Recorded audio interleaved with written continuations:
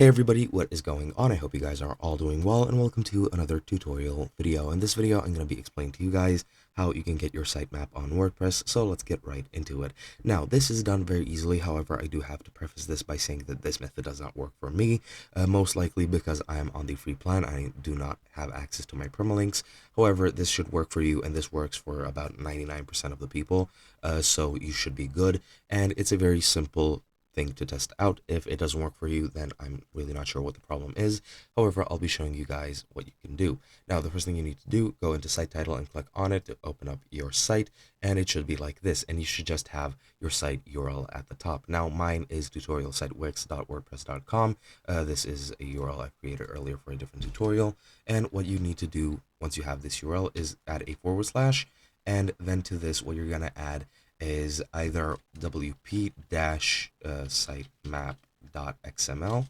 This should work, so if you add that, it should work. As you can see, page not found, most likely because of my permalinks. Or what you can add instead of this is just delete the wp dash and just add sitemap.xml, and it should show you then. Now, as you can see, that doesn't work for me either, again, most likely because of the permalinks.